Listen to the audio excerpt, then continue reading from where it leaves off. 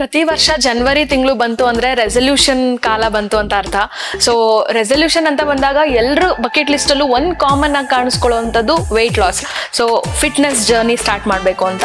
So fitness journey start ಮಾಡಬೇಕು ಅಂದ್ರೆ diet ಕೂಡ ಬಹಳ ಇಂಪಾರ್ಟೆಂಟ್ ಆಗುತ್ತೆ.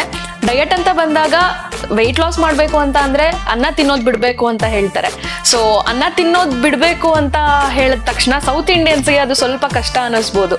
ಯಾಕಂದ್ರೆ ಸೌತ್ ಇಂಡಿಯನ್ಸ್ಗೂ ಅನ್ನಕ್ಕೂ ಸ್ವಲ್ಪ ಅವಿನಾಭಾವ ಸಂಬಂಧ ಜಾಸ್ತಿ ಇರುತ್ತೆ. ಚಿಕ್ಕ ವಯಸ್ಸಿಂದ ಅನ್ನನ ತಿನ್ಕೊಂಡು ಬೆಳೆದಿರ್ತೀವಿ. So all of a sudden ಅನ್ನ ಬಿಡಬೇಕು ಅಂದ್ರೆ ಒಂದ್ 2-3 ದಿನ ಬಿಡ್ಬೋದೇನೋ, but again same routine start ಆಗುತ್ತೆ.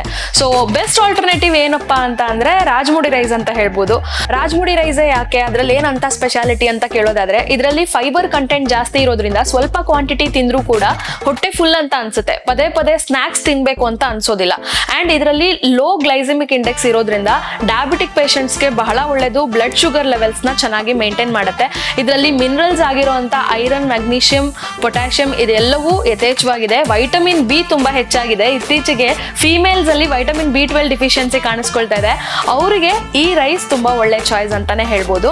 ಅಂಡ್ ಟೇಸ್ಟ್ ಅಂತ ಬಂದ್ರೆ ಅದ್ಭುತವಾಗಿರುತ್ತೆ. ಸೊ ಇಷ್ಟೆಲ್ಲ ಬೆನಿಫಿಟ್ಸ್ ಇದೆ ಅಂತ ಗೊತ್ತಾದ್ಮೇಲೆ ನಾನಂತೂ ಇನ್ಮೇಲೆ ರಾಜಮುಡಿ ರೈಸ್ ನ ಕನ್ಸ್ಯೂಮ್ ಮಾಡ್ತೀನಿ. ನೀವು